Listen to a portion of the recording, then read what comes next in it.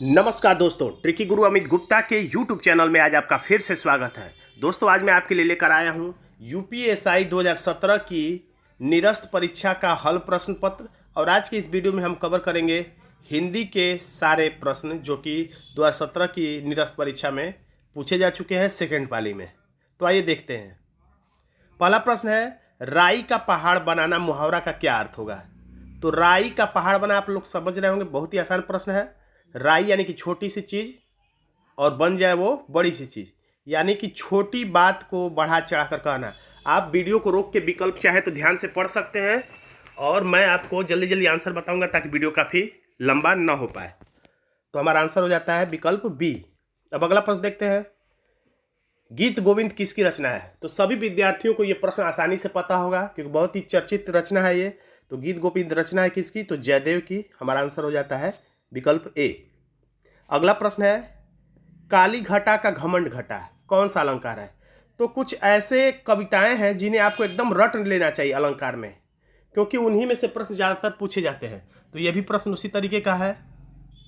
काली घटा यानी यहाँ पर घटा आया है तो यानी कि काले काले, यहाँ पर घटा का मतलब है बादल। और यहाँ पर घमंड घटा तो घटने का मतलब यहाँ पर मतलब है कम होना, यानी घटा दो बार आया और दोनों ही बार अलग अलग अर्थ है, यानी कि हमारा आंसर हो जाता है ए, यमक अलंकार। जब एक ही शब्द दो बार आए और दोनों बार अलग अलग अर्थ हो तो यमक अलंकार होता है। और यहाँ पर मैं आपको डायरेक्ट रटा भी दे रहा हूँ, जो ही आए काली घटा यानी कि काला काला चीज़ डरावना होता है, काली घटा डरावनी होती है।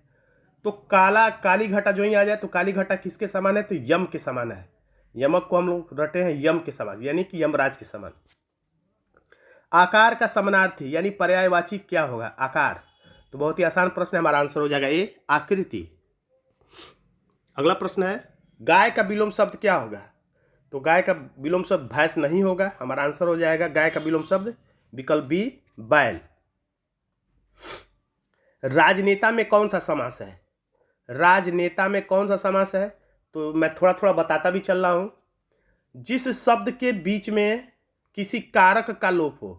कारक का मतलब आप लोग जानते होंगे, कर्ता ने कर्म को करण के द्वारा अपदान से संबंध का अधिकरण में, यानी कि के से में पर द्वारा, ये शब्द कोई भी बीच में कोई शब्द छुपा रहा है यानी कारक का लोप हो तो वो तत्पुरुष समास होता है। तो यहाँ पे राजनेता यानी राज्य का नेता। तो हमारा आंसर हो जाता है ए। राउत का स्त्रीलिंग पूछा जा रहा है। राउत का सही स्त्रीलिंग कौन सा है, तो धोबिन तो एकदम नहीं होगा, और रावत का स्त्रीलिंग रावत भी नहीं हो सकता है। तो अब ए और डी में से कोई एक होगा, तो हमारा आंसर हो जाता है ए, रावत का स्त्रीलिंग होगा रौताइन। आपको जो प्रश्न नहीं पता है रटते भी चलिए, और मैं इन सभी प्रश्नों का पीडीएफ अपने टेलीग्राम चैनल पर भी अपलोड कर दूंगा, आप चाहें तो वहां से जाकर देख सकते हैं, सेव करके रख सकते हैं।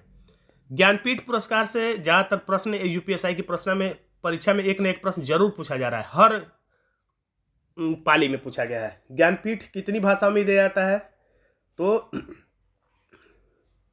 8वीं अनुसूची में 22 भाषाओं का उल्लेख है, तो 22 भाषाओं में ज्ञानपीठ पुरस्कार दिया जाता है। हमारा आंसर हो जाता है डी।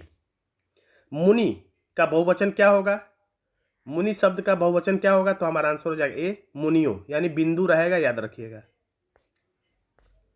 आहत का विलोम शब्द क्या होगा।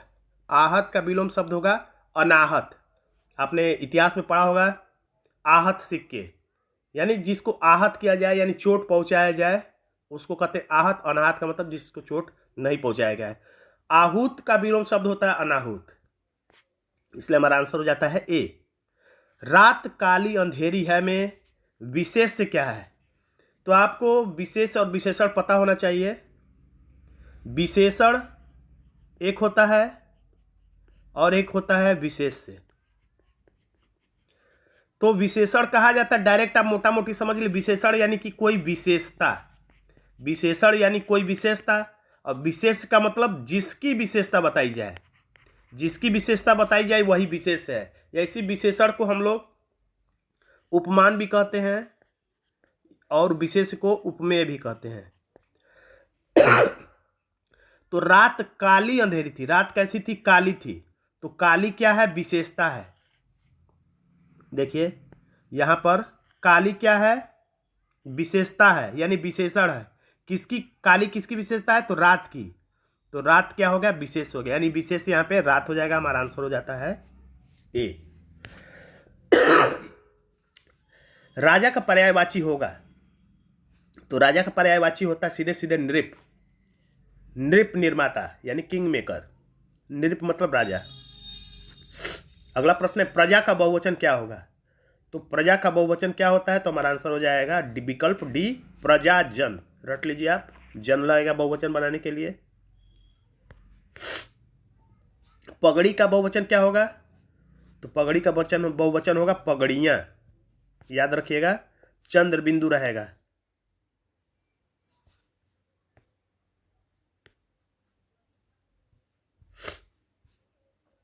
अगला प्रश्न देखते हैं, निरक्षर का विलोम शब्द क्या होगा।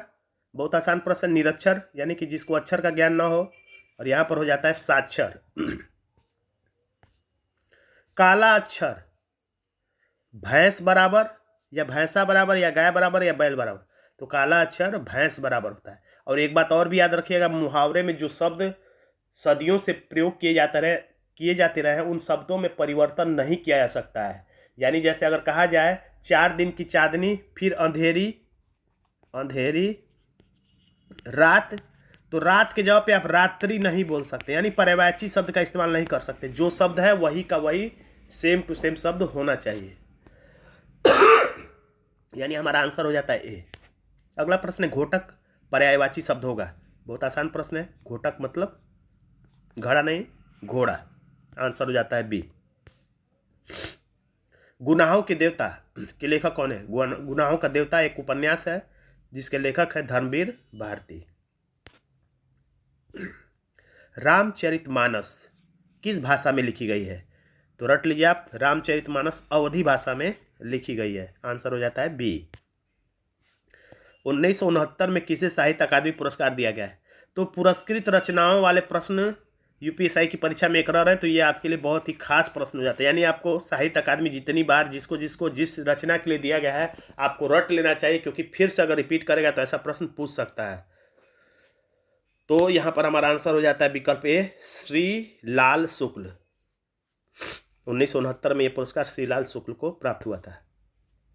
अब यहाँ पे प्रश्न पूछा जा रहा है श्रीलाल शुक्ल को किस पुस्तक के लिए साहित्य अकादमी पुरस्कार मिला था। यानी जिस पुस्तक को कोई पुरस्कार मिला हो वो पुस्तक खास हो जाती है यूपीएससी की परीक्षा के लिए। तो श्रीलाल शुक्ल को साहित्य अकादमी पुरस्कार किस रचना के लिए मिला था, तो राग दरबारी। यानी यहाँ पर आपको रटना है, राग दरबारी किसकी रचना है, श्रीलाल शुक्ल की। आंसर हो जाता है ए। जो कहा न जा सके, तो ये अक्षम में तो बिल्कुल नहीं होगा, क्षमा से संबंधित है। अगम में जाने से संबंधित है। अजर अमर यानी कि बूढ़ा से संबंधित है। तो विकल्प ही ऐसा दिया कि आसानी से अकथनीय को हम टिक कर देंगे। द्रौपदी का चीर, याद रखिए, द्रौपदी का चीर हरण शब्द का इस्तेमाल नहीं किया गया, हरण नहीं लिखा गया है, यानी अपमान वाली बात इसमें नहीं आएगी, शर्मनाक बात नहीं आएगी। द्रौपदी का चीर ऐसा था कि जो कभी समाप्त ही नहीं हुआ, यानी ये हमारा आंसर हो जाएगा। कभी समाप्त न होना ही कहलाता है द्रौपदी का चीर होना है, यानी द्रौपदी का वस्त्र होना है। माखनलाल चतुर्वेदी को किस रचना के लिए साहित्य अकादमी, देखिए एक ही पाली में 3 प्रश्न पूछे गए हैं। तो माखनलाल चतुर्वेदी हिम तरंगड़ी, रटने के लिए ट्रिक है, मक्खन निकालने के लिए उसमें हिम बर्फ डालना पड़ता है। हमारा आंसर हो जाता है ए। अस्तो माँ सदगमय, तो आगे क्या है, तमसो माँ ज्योतिर्गमय। आंसर हो जाता है विकल्प बी। भ्राता का स्त्रीलिंग क्या होगा, ये प्रश्न काफी लोगों का गलत हो सकता है। भ्राता का विलोम शब्द बहन नहीं होगा, भार्या नहीं होगा, बल्कि भगनी होगा। रट लीजिए आप लोग, भगनी यानी होता है बहन। भ्राता का विलोम शब्द होगा बहन। देखिए विलोम शब्द नहीं, विलोम शब्द तो स्त्रीलिंग यहाँ पे पूछा रहा है, विलोम शब्द नहीं पूछा जा रहा। ज्ञानपीठ पुरस्कार की स्थापना किसने की, तो ज्ञानपीठ पुरस्कार की स्थापना, तो ये प्रश्न आपको पता होना चाहिए। तो ज्ञानपीठ पुरस्कार की स्थापना किए थे शांति प्रसाद जैन ने।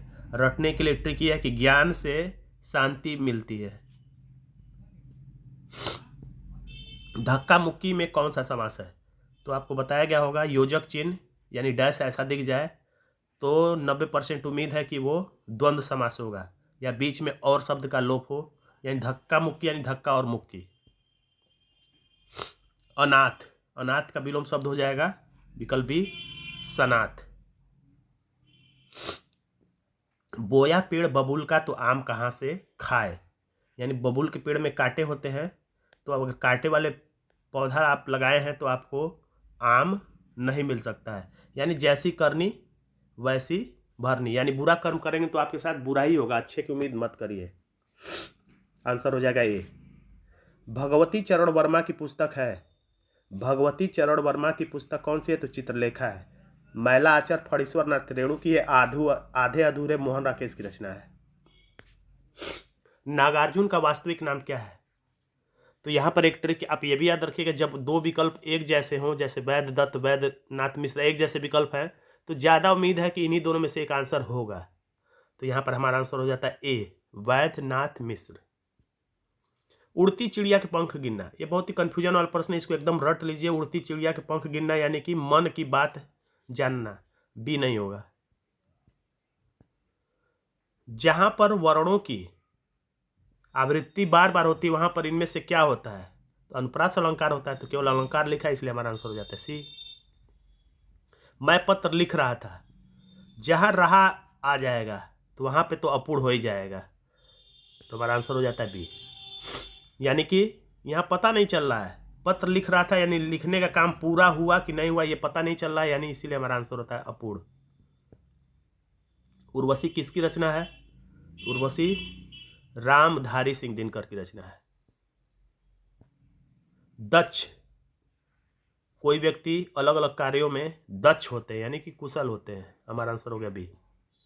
थोथा चना, जो चना होता है, जो थोथा चना यानी जो भीतर से खोखला होता है, कीड़े मकोड़े खा गए चुके रहते हैं इसे, तो वो बचता है ज़्यादा, यानी जिस व्यक्ति में दुर्गुण ज़्यादा होते हैं वही ज़्यादा बकवास करता है, इसीलिए मुहावरा बना है थोथा जो चना होता है वो घना बचता है, यानी कि तो इसमें एग्जैक्ट शब्द बताना है। थोथा चना बाजे घना है तो बाजे ही लिखना होगा।